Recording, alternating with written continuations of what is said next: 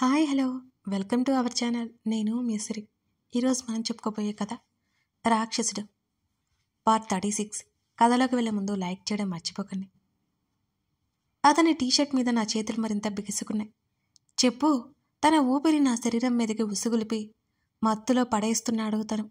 ఏం లేవు అని నిజంగానే ఆ టైంలో మత్తులో నాకేమీ తెలియకుండానే అనేశాను. తన కౌగిలిలో వాలిపోయాను. నిజంగానా అంటూ నా చెంపల మీద పడుతున్న జుట్టుని మృదువుగా చెవి వెనక్కి తోస్తూ అన్నాడు. తన మునివేళ్ల స్పర్శకి గిలిగింతలు పుట్టినట్టు అనిపించింది నాకు. బిగుసుకుపోయి చూశాను తన్ని. మళ్ళీ తర్వాత అది ఇది అన్నావంటే ఊరుకోను. ఒక్కసారికి నా దగ్గరికి వచ్చాక నీ ఇష్టాలు ఉండవు. అతడు చిన్నగా గుసగుసగా చెప్తున్నాడు నాతో. ప్రజ్ఞ ఇక రాదు కదా మన లైఫ్లోకి అని అడిగాను నేను. నాకు ఈ ఒక్క విషయం క్లియర్ అయితే ఇంకే దిగులు ఉండదు. నన్ను తను వదిలేగానే కళ్ళెత్తి చూశాను అతని వైపు. నువ్వేమనుకుంటున్నావు అని అడిగాడు నన్నే చూస్తూ. ఏమో నేనేమీ అనుకోవడం లేదు. నాకు ప్రజ్ఞని చూస్తుంటే సవతి ఫీలింగ్ ఉంది. ఏం చేయమంటావు నన్ను? నువ్వే చెప్పు అని అడిగాను. అని అది నిన్ను ముట్టుకుంటేనే నా వల్ల కాదు అని గట్టిగా అరిచేశాను. ఎందుకంటే వాళ్ళిద్దరూ క్లోజ్గా ఉన్న మూమెంట్స్ నా కళ్ళ ముందు మెదలాయి. అది నా ముందు ఉన్నాడు అనే విషయం మర్చిపోయాను. వాళ్ళిద్దరూ నా ముందు ఉన్నట్టు నేను ఫీల్ అయిపోయాను. ఏయ్ పాగల్ అంటూ కళ్ళు మూసి ఉన్న నన్ను భుజాలు పట్టి ఊపేయడంతో మెల్లిగా కళ్ళు తెరిచి చూశాను ఆదిల్ వంక. తను ఎదురుగా ఉండడంతో కాస్త నిశ్చింతగా ఫీల్ అయ్యి ప్రజ్ఞ గుర్తుకు రాగానే ముఖం మార్చేసుకున్నాను నేను వెంటనే. తను ఏదో చెప్పబోయేలోపు అతని మాటలను అడ్డుకుంటూ, ప్రజ్ఞ అంటే ఒకప్పుడు నాకు రెస్పెక్ట్ ఉండేది. ఇప్పుడు లేదు కాబట్టి ఎలా మాట్లాడినా తట్టుకో. తను నన్ను అన్న మాటలు నేను ఇంకా మర్చిపోలేదు. నీ ఎక్స్ కదా, ఆ మాత్రం బాధ ఉంటుందిలే నీకు అన్నాను నేను వెటకారంగా. నా మాటల్లో వెటకారం తనకు అర్థమైపోయింది అనుకుంటా. నువ్వు చాలా పొసెసివ్, ఇది నీకు అర్థమవుతుందా అంటూ నవ్వాడు ఆదిల్. పొసెసివ్నో ఏమో నాకైతే ఇది నాకు మండిపోతుంది తెలుసా. ఆ ముచ్చుమొహం ఎన్ని అబద్ధాలు చెప్తుంది. ఎందుకు నువ్వు తన్ని వదిలేశావు? నిలదీస్తే కదా తెలిసేది అని గట్టిగా వాదించి అంతలోనే ఏడుపు వచ్చేసింది నాకు. చూడు, నీ మీద ప్రేమ మాత్రమే ఉంది, నమ్మకం ఇంకా రాలేదు నాకు. ఇంకోసారి దానితో కనిపించావంటేనా ఇద్దరిని చంపి జైలుకు పోతా జాగ్రత్త అని వేలు చూపిస్తూ బెదిరించాను. రాక్షసి, చాలా ఎక్కువైంది నీకు అంటూ ఇంకాస్త దగ్గరికి లాక్కున్నాడు నన్ను. అయితే నమ్మకం లేదంటావు అంటూ నా కళ్ళలోకి సూటిగా చూశాడు ఆదిల్. ఏదో కొంచెం ఉందంతే. అది నీ మాటలు నమ్ముతున్నాను కాబట్టి. నిజానికి నీ వెనుక నీ మనసులో ఏముందో నాకైతే తెలీదు. నువ్వేం చేసినా నాకేం ప్రాబ్లం లేదు. ఇంకోసారి అది నిన్ను ముట్టుకుందో చంపి పూడుస్తా. ఫ్లోలో వెళ్ళిపోతున్న నాకు ఎలా అడ్డుకట్ట వేయాలో అర్థం కానట్టు చూస్తున్నాడు ఆదిల్ నన్నే. ఉన్నట్టుండి తను చేసిన పనికి నివ్వెరపోయాను. పూల్లో తోసేశాడు రాక్షసుడు నన్ను. అసలే రాత్రి, వాతావరణం మనకు ఏమాత్రం అనుకూలంగా లేదు. నేలలో పడగానే శరీరం అంతా వణుకొచ్చేసింది నాకు. పిచ్చిలు చలేసిందనుకోండి. కోపంతో గట్టిగా రెంకలు వేశాను. రాక్షసుడా అని గట్టిగట్టిగా అరిచేశాను. తన పెదవుల మీద కన్నింగ్ స్మైల్. పక్కన వాళ్ళను ఏడిపించడంలో అదో రాక్షసానందం ఇలాంటి వాళ్ళకి. ఈదుకుంటూ గట్టువైపుకు వచ్చి తన్ని లాగేద్దామనుకున్నాను. కానీ సేఫ్గా వెనక్కి జరిగి ఉన్నాడు మహానుభావుడు. అదేమో నాకంటే ఎత్తుగా ఉంది. పూల్ నుంచి పైకి ఎక్కడం ఎంత కష్టమైపోయిందో నాకు. తను చిక్కితే విరక్కొట్టాలనిపించింది నాకు ఆదిల్ని. లాగవయ్యా అంటూ చెయ్యి పైకిచ్చాను. చాలా హాట్గా ఉన్నావని కూల్ చేశాను అంటూ నా చెయ్యి పట్టుకుని లాగడానికి ప్రయత్నం చేశాడు ఆదిల్. నేను కూడా నీళ్ళలో పడేయడానికి ట్రై చేశాను. బాబోయ్, ఆ శాల్తీని లాగడం చాలా కష్టం. నన్నే ఒక్క ఉదుటిన పైకి లాగేశాడు. నీళ్ళ నుంచి బయటికి వచ్చాక ఇంకా చలి పెరిగిపోతుంటే వణికిపోతుంటే లోపలికి లాక్కెళ్ళిపోయాడు. వెళ్ళి డ్రెస్ చేంజ్ చేసుకో, చాలా మాట్లాడుకోవాలి నన్ను చూపులతో స్కాన్ చేస్తూ అన్నాడు ఆదిల్. పారిపోయాను వెంటనే.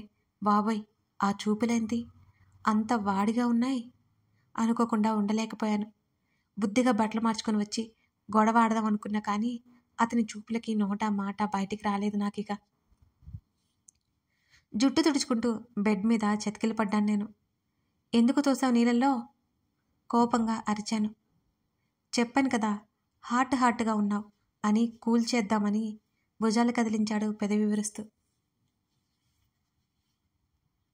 ఎంత చలిగా ఉందో. ముడుచుకొని కూర్చున్నాను దుప్పటి కోసం వెతుక్కుంటూ. నా ఎదుట నిలబడి చెయ్యివ్వగానే తన వైపు చూశాను. వెంటనే తన చేతిలో చేయేసి పైకి లేవగానే 2 చేతుల్లోకి తీసుకున్నాడు నన్ను. కొంపదీసి మళ్ళీ దాంట్లో పడేస్తాడా ఏంటి? ఉలిక్కిపాటుగా నేను చూస్తుంటే కిందకి నడిచాడు నాతో సహా. ఎక్కడికప్పా అని ఆలోచిస్తున్నాను నేను. ఆ టెన్షన్స్ అన్నీ మనకి అవసరమా? ఉన్నాడుగా నా రాక్షసుడు, ఇక టెన్షన్ ఫ్రీ అయిపోవచ్చులే అనుకున్నాను. కాళ్ళు తెగ ఊపుతూ ఆ క్షణాన్ని ఆస్వాదిస్తూ ఉండగా కిచెన్లోకి తీసుకెళ్ళి కౌంటర్ మీద కూర్చోబెట్టాడు. కాఫీ కావాలా అని అడిగాడు. కావాలి పెదవులు దగ్గరికి మడిచి అన్నాను. ఏంటి? తల నా వైపు తిప్పి అడిగాడు. కావాలి అంటున్నా అంతే, నేనేమన్నాను అని భుజాలు కదిలించగా సన్నటి నవ్వొకటి అతని పెదవుల మీద విరిసింది. పాలు స్టవ్ మీద పెట్టి నా దగ్గరికి రాగానే, నీకు కాఫీ పెట్టడం కూడా వచ్చా? అత్యంత ఆశ్చర్యంగా అడిగాను నేను. అదొక్కటే వచ్చు అన్నాడు ఆదిల్. ఇంకా నయం, నాకు అది కూడా సరిగ్గా రాదు. నువ్వే గ్రేట్ బాసు అని మనసులో అనుకున్నాను. ఇందాక ఏదో అడిగావు? కళ్ళెగరేసి అడుగుతుంటే ఏం లేదన్నట్టు తల ఊపాను తన మాటలకి. నా బుగ్గలు మెత్తగా ఒత్తిపట్టి ముందుకొచ్చి ముద్దు ఇవ్వగానే నా కళ్ళు గుడ్ల గోబలా మారిపోయాయి. అలాగే చూస్తుండగా, నువ్వు అడిగింది ఏదైనా కాదండం నాకిష్టం ఉండదు అని భుజాలు కదిలించి స్టవ్ వైపుకి వెళ్ళాడు. తన మాటలకి కోపం రాలేదు నాకు, కానీ వచ్చినట్టు ముఖాన్ని ముచ్చుగా పెట్టుకున్నాను. కాఫీ కలుపుతుంటే శ్రద్ధగా చూశాను తన్నే. అబ్బా, ఎంత రొమాంటిక్గా ఉంది ఈ సీను. ది గ్రేట్ ఆదిల్ నా కోసం కాఫీ కలపడం అది మామూలు విషయం కాదు అసలు. ఇలారా అనగానే కాఫీ కప్పులు పట్టుకొని నా దగ్గరికి వచ్చాడు. అటు చూడు అనగానే తల తిప్పాడు. చటుక్కున తన బుగ్గ మీద ముద్దు పెట్టుకున్నాను నేను. నీలో చాలా యాంగిల్స్ ఉన్నాయి అంటూ ముందుకెళ్ళిపోతుంటే గబుక్కున దూకాను కిందకి. చాలా ఉన్నాయి, ముందు ముందు ఒక్కొక్కటి బయటకు తీస్తా. కొత్త హుషారు ఏదో వచ్చేసింది నాకు. ఒక కప్పు ఉండడం చూసి, మరి నాకేది కాఫీ తాగుతావా అని అడిగావు కదా అని నడుం మీద 2 చేతులు పెట్టుకుని అడిగాను. ఆ ఒక్క కప్పు వైపు బేలగా చూస్తూ. అసలే నీళ్ళల్లో పడేశాడు. పిచ్చి చలిగా ఉంది నాకు. కమ్ అంటూ విండో దగ్గర ఉన్న సోఫాలో కూర్చున్నాడు. కప్ విండో దగ్గర పెట్టేసి నా చేతిని పట్టుకుని లాగి తన ఒడిలో కూర్చోబెట్టుకుని నన్ను చుట్టుకున్నాడు. తన వెచ్చని కౌగిలిలో హాయిగా అనిపించింది నాకు. ఇప్పుడు అడుగు, నీ సందేహాలన్నింటినీ క్లియర్ చేసుకుందాం నిషీధి నక్షత్రాలను చూస్తూ అన్నాడు ఆదిల్. ఆల్రెడీ చెప్పేశాను, ఇంకేం లేవు. తన చేతిలో ఉన్న కాఫీ కప్ లాక్కుని ఒక సిప్ వేశాను నేను. అబ్బబ్బా, నిజంగానే టేస్ట్గా పెట్టాడు. ఎక్స్పెక్ట్ చేయలేదు నేను అసలు. పాపంలే అని జాలి వేసి తనకు కూడా ఆ కాఫీలో షేర్ ఇచ్చాను.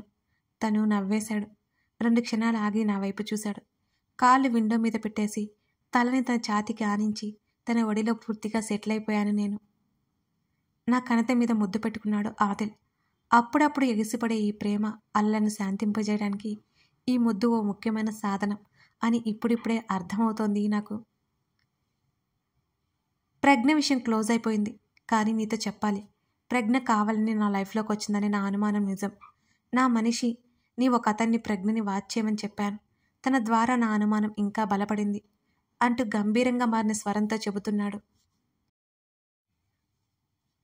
ప్రజ్ఞ నీకు ఇంతకుముందు తెలీదా అని అడగగానే లేదన్నట్టు తల ఊపాడు. అసలు నేను ఇక్కడ లేను. ఇక్కడికి వచ్చి 4 సంవత్సరాలు మాత్రమే అయింది. అమ్మీ నేను ఈ సిటీకి వచ్చాం డాడీ రిక్వెస్ట్ చేయడంతో అనగానే ఆశ్చర్యంగా చూశాను నేను. అవును, ఇక్కడ ఒక కాలేజ్లో ప్రిన్సిపల్గా మా అమ్మీ, అంతకుముందు కూడా అదే జాబ్ అని తను చెప్తుంటే శ్రద్ధగా వినడానికి సిద్ధమైపోయాను నేను. అసలు మా ఫ్యామిలీకి వీళ్ళ ఫ్యామిలీకి పరిచయం ఏంటో తెలుసుకోవాలని ఆతృతగా ఉంది నాకైతే. మా అమ్మీ డాడీ నా చిన్నప్పుడే డివోర్స్ తీసుకొని విడిపోయారు. ఆ తర్వాత నేను అమ్మీతోనే ఉన్నాను. డాడీ ఎప్పుడైనా వస్తే మా అమ్మీ నన్ను రిస్ట్రిక్ట్ చేయలేదు. అందుకే చిన్నప్పటి నుంచి ఇద్దరితో నాకు బాండింగ్ ఉంది. ఆయన వ్యాపారాలు చూసుకోవడానికి ఇక్కడికి రమ్మని రిక్వెస్ట్ చేస్తే అమ్మీని అడిగాను. నా ఇష్టమే తన ఇష్టం అంది. మా డాడీని మాత్రం తిరిగి లైఫ్లోకి తెచ్చుకునేది లేదని గట్టిగా చెప్పింది నాకు. నేను దానికి సరే అని చెప్పాను. అది పూర్తిగా మా అమ్మీ ఇష్టం. మా డాడీ మళ్ళీ మా అమ్మీ కోసం ఆరాటపడుతున్న విషయం ఆవిడ ఆ దూరం అలాగే ఉంచింది. అమ్మీకి ఇష్టం లేదని నేను కూడా ఫోర్స్ చేయలేదు ఎప్పుడు. ప్రజ్ఞ నాకు ఈ మధ్యనే పరిచయం అయింది. నువ్వు జాయిన్ అవ్వకముందు 2-3 నెలల ముందు మాత్రమే, అంతే. ఆమె అందం, ఆమె నడుచుకునే విధానం రెండూ నాకు నచ్చాయి. తను ప్రపోజ్ చేసింది, నేను యాక్సెప్ట్ చేశాను అంటూ నా వైపు చూశాడు ఆదిల్. తను చెప్పేది శ్రద్ధగా వింటున్నాను నేను. మొన్న అసలు ప్రజ్ఞ ఎవరో నాకు అర్థమైంది అనగానే ఎవరు అన్నట్టు చూశాను నేను తన వైపు. ప్రజ్ఞ ఫ్రెండ్ మాయ, నా క్లాస్మేట్ అనగానే కళ్ళు పెద్దవి చేసి చూశాను. ఎవరి మాయ, తనేం చెప్పబోతున్నాడో అని అలాగే నేను చూస్తుండగా, మాయ నా ఫ్రెండ్, నా క్లాస్మేట్. తను ప్రేమ అంది, నేను కాదన్నాను. నేను ఫ్రెండ్షిప్ అని మాత్రమే అనుకున్నాను. తర్వాత తను సూసైడ్ చేసుకుందట అనగానే ఉలిక్కి పడ్డాను. ఏం నువ్వనేది? భయంగా వెనక్కి తిరిగి మరీ తన వైపు చూశాను. అవును, ఆ విషయం నాకు కూడా తెలీదు. నేను వచ్చేసాక తనకి నాకు కాంటాక్ట్ లేదు.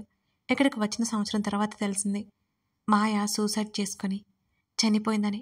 మాయ బెస్ట్ ఫ్రెండ్ కమ్ కజిన్ ప్రజ్ఞ.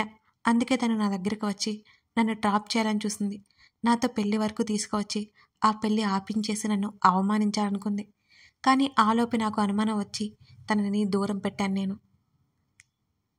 అని ఆదిల్ చెప్తుండగా, మరి ఈ విషయం నీకెలా తెలుసు అని అడిగాను నేను కాస్త అయోమయంగానే.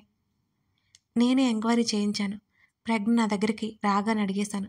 తను చేసిన తప్పు ఒప్పుకుంది. అదంతా పొరపాటుగా జరిగిందని నేనే కావాలని బ్రతిమాలింది. కానీ నేను తనని నమ్మలేకపోయాను. తను నిజంగా మారినా సరే, ఒక్కసారి మోసం చేస్తే నేను ఆ వ్యక్తిని ఎప్పటికీ క్షమించలేను అని అన్నాడు గంభీరంగా. తన వైపుకి తిరిగి తన గుండెల మీద తలానించుకున్నాను. I'm sorry. ఇంత జరుగుతుందని నేను అసలు అనుకోలేదు. ప్రజ్ఞ అంత మంచిగా ప్రేమగా ఉంటుంటే నిజంగా తను నన్ను ప్రేమించింది. నువ్వు తన్ని మోసం చేసావు అనుకున్నాను. అందుకే ఇన్ని మాటలు అనేశాను. సారీ అన్నాను నేను మళ్ళీ. లీవ్ ఇట్ అన్నాడు ఆదిల్. అవును, నిజంగానే మాయ సూసైడ్ చేసుకుందా అని తల ఎత్తి చూశాను. లేదన్నట్టు అడ్డంగా తల ఊపాడు ఆదిల్. సూసైడ్ చేసుకోలేదా? బ్రతికే ఉందా? నేను ఆతృతగా అడుగుతుంటే, లేదు, మాయా చనిపోయింది. దానికి కారణం నేను కాదు. నేను ఇక్కడికి వచ్చేసిన తర్వాత ప్రేమలో మోసపోయి సూసైడ్ చేసుకుంది. ఆ విషయం వాళ్ళ పేరెంట్స్ ద్వారా తెలిసింది నాకు. కానీ ఆల్రెడీ నా గురించి మాయ ప్రజ్ఞకి అన్నీ చెప్పడంతో నా వల్లే మాయ చనిపోయిందని ప్రజ్ఞ పొరపాటు పడింది. అందుకే నా లైఫ్లోకి వచ్చింది అని ఆదిల్ వివరించాడు. ఇప్పుడు ప్రజ్ఞ రియలైజ్ అయింది కదా, మళ్ళీ నీకు కష్టం కలిగించాలని చూడదు కదా? కాస్త భయంగానే కాస్త కంగారుగానే అడిగాను. లేదు, తను ఇక్కడి నుంచి వెళ్ళిపోతున్నట్టు తెలిసింది నాకు అన్నాడు ఆదిల్. అంటే ప్రజ్ఞ నిజం తెలుసుకుందన్నమాట. అమ్మయ్యా, అప్పటికి కానీ ఊపిరి తీసుకోలేకపోయాను నేను. కాసేపటికి వరకు ఇద్దరి మధ్య నిశ్శబ్దం అలాగే కొనసాగింది. మరి నన్నెలా ఇష్టపడ్డావు అని అడిగాను నేను ఊరుకోకుండా. చెప్పాలా అని నా కళ్ళలోకి చూస్తూ అడిగాడు ఆదిల్. తన కళ్ళు సన్నగా నవ్వుతున్నట్టు అనిపించింది నాకు తనలా చూస్తుంటే. అవునన్నట్టు నిలువుగా తలాడించాను. చెప్పకపోతే ఊరుకుంటానా ఏంటి? హాస్పిటల్కి వచ్చావు కదా మా అమ్మీ కోసం, ఆ రోజు నుంచి నచ్చడం మొదలుపెట్టావు అని అంటున్న అతని సమాధానానికి అబ్బో అన్నట్టు చూశాను నేను. ఆహా, వెటకారంగా అన్నాను. అవును, కొద్ది రోజుల తర్వాత మా అమ్మీ నీ గురించి చెప్పింది. కానీ నిన్ను పెళ్లి చేసుకోవాలనే ఉద్దేశం నాకు లేదు. కానీ నిన్ను ఎప్పుడైతే చూశానో మా అమ్మీ చెప్పిన సోనా నువ్వే అని తెలియగానే ఆ క్షణం ఫిక్స్ అయిపోయాను. ఇక నిన్ను వదిలే ప్రసక్తే లేదని అన్నాడు ఆదిల్ భుజాలు కదిలేస్తూ. అసలు మీ అమ్మగారికి నేను ఎలా తెలుసు? బుర్రగొక్కున్నాను. ఏదో కథ ఉంది, నాకు సరిగ్గా తెలియదు. మీ మమ్మీ మా అమ్మీ ఫ్రెండ్స్. ఆ విషయాన్ని మీ మమ్మీని అడుగు అన్నాడు ఆదిల్. సరే అన్నట్టు నిలువుగా తలాడించి తనని హత్తుకుని పడుకున్నాను. తన చేతులు నన్ను మరింత గాఢంగా చుట్టుకున్నాయి. ఓ రోజు రాత్రి గాఢ నిద్రలో ఆదిల్ హృదయం మీద సర్వం మర్చిపోయి ఉన్నాను నేను. సోనా గెటప్. తన పిలుపు నా చెవి దగ్గర మృదువుగా వినిపించింది. కదిలి ఇంకా గట్టిగా చుట్టుకొని పడుకున్నాను తన్ని. లే, మరోసారి కదిపాడు. భారంగా కనురెప్పలు తెరిచాను. ఏంటి అని అడిగాడు. కార్తిక్ గడి ఫోన్, ముఖ్యమైన విషయమట. ఫోన్ నాకిచ్చి అటువైపు తిరిగి పడుకున్నాడు ఆదిల్. హలో చెప్పు కార్తిక్. మెల్లిగా అడిగాను నిద్రలోనే. సాక్షి, ఆదిల్ బర్త్డే అని సర్ప్రైజ్ ప్లాన్ చేద్దామన్నావు, గుర్రపెట్టి నిద్రపోతున్నావా? వెటకారంగా అన్నాడు కార్తిక్. ష్, అరవకు, తల కొట్టుకున్నాను నేను. సరే వస్తున్నాం అని కాల్ కట్ చేసి వెనక నుంచి ఆదిల్ని హత్తుకుని అతని ఛాతీ మీదకి చేతులు పోనిచ్చాను. నా చేతి మీద తన చెయ్యి పడింది. మిస్టర్ ఆదిల్ గారు అంటూ తన చెవి దగ్గర గుసగుసగా పిలిచాను. చెప్పు అన్నాడు. ఇప్పుడు మనం బయటికి వెళ్తున్నామట, నువ్వు నో చెప్పకూడదట అన్నాను మెల్లిగా. ఎందుకట అని అడిగాడు తను. అతని చెంప మీద ముద్దు పెట్టాను నేను పైకి లేచి మరి. నాటకాలు వేకు అన్నాడు ఆదిల్. సరే బాబు, నా కోసం రావా అని అడిగాను ముద్దుగా. ఏం చెప్పాడా కార్తిక్ గాడు అని అడిగాడు ఆదిల్. ఏం చెప్పలేదు, నాకే వెళ్ళాలి అని ఉంది. నువ్వు తీసుకెళ్తే మంచిది, లేకపోతే అలాగే పడుకుంటాను. అంతకంటే ఇంకేం చేస్తాను? ఎన్నో అనుకున్నాను నేను నా హస్బెండ్తో మిడ్నైట్ లాంగ్ డ్రైవ్కి వెళ్ళాలి అని. నా ఆశలు అడియాసలైపోయానట్టేనా అంటూ ఈ ప్రపంచంలో అన్ని కష్టాలు నాకే వచ్చినంత దీనంగా ముఖం పెట్టాను. ఉఫ్, ఇక ఆపై అని విసుగ్గా లేచాడు ఆదిల్ నా మాటలకి. నేను హుషారుగా లేచి జుట్టు సరిచేసుకుని టీ షర్ట్ తన చేతిలో పెట్టాను. ఇద్దరం ఈ చలికి గట్టుకుపోకుండా భారీగా స్వెటర్లు వేసుకుని మఫ్లర్ పెట్టుకుని బయటికి నడిచాను నేను తనతో పాటు. టైం ఒకసారి చూసి ఆదిల్ని తొందర చేశాను. మా ఇంటికి కాస్త దూరంలో కారు ఆపమని చెప్పాను. కార్తిక్ రోడ్డు మీద నిలబడి ఉన్నాడు, తన కారుకి ఆనుకుని. నా వైపు విసుగ్గా చూశాడు. హుషారుగా అతని చేతిని పట్టుకుని లాక్కెళ్ళాను. కార్తిక్తో పాటు ఆదిల్ ఫ్రెండ్స్ మరో 3 ఉన్నారు. వారిలో ఒక అమ్మాయి కూడా ఉంది. ఆదిల్ క్షణకాలం ఆశ్చర్యపోయినట్టు చూశాడు వాళ్ళని. అందరూ గ్రూప్ హగ్ చేసుకున్నారు. మీరేంటిలా అని అత్యంత సంతోషంగా అడిగాడు ఆదిల్ వాళ్ళని. మీ ఆవిడ ఐడియా అని సమీరా అంది నవ్వుతూ. మాయ చావు తర్వాత ఆదిల్ ఎవరితోనూ సరిగ్గా లేడని తన ఫ్రెండ్స్ని నేనే పిలిపించాను. దీంట్లో కార్తిక్ హెల్ప్ కూడా చాలా చాలా ఉంది. 10 నిమిషాల్లో అందరూ తెగ మాట్లాడేసుకుంటున్నారు. హుషారుగా అయిపోయారు. రండి, టైం అవుతుంది కార్తిక్ గుర్తు చేయడంతో అందరూ ముందుకు తిరిగారు. అక్కడి నుంచి ముందుకు నడుస్తుంటే వెంటనే తను పట్టుకున్న నా చేతిని ఇంకా దగ్గరికి లాక్కుని నా వైపుకు తిరిగి నా పెదవుల మీద ముద్దు పెట్టేసుకున్నాడు ఆదిల్. నేను తేరుకొని సరికి తను 2 అడుగులు ముందుకు వేసేశాడు వాళ్ళతో పాటు. వాళ్ళంతా ఒక్కసారిగా వెనక్కి తిరిగి, సాక్షి అక్కడే ఆగిపోయావేంటిరా అని అడగడంతో అసలేమీ ఎక్స్ప్రెషన్ ఇవ్వాలో కూడా నాకు అర్థం కాక ఎక్స్ప్రెషన్ లెస్ ఫేస్తో ఆదిల్ వైపు చూశాను. అతని పెదవుల మీద ఎప్పటిలా అదే నవ్వు, కన్నింగ్ నవ్వని నాకు బాగా తెలుసది. ఎంత మోసం చేశాడు కన్నింగ్ ఫెలో. కథ కొనసాగుతోంది. అదన్నమాట ప్రజ్ఞ విషయం. మీకు అర్థమైంది కదా. గత కొద్ది రోజులుగా రాక్షసుడన్ని బిగ్ ఎపిసోడ్సే వస్తున్నాయండి. లైక్ చేసి కామెంట్ చేయడం మర్చిపోకండి. మీ అభిప్రాయాన్ని తెలపండి. Thank you for watching this video. Doubts ఉంటే అడగండి.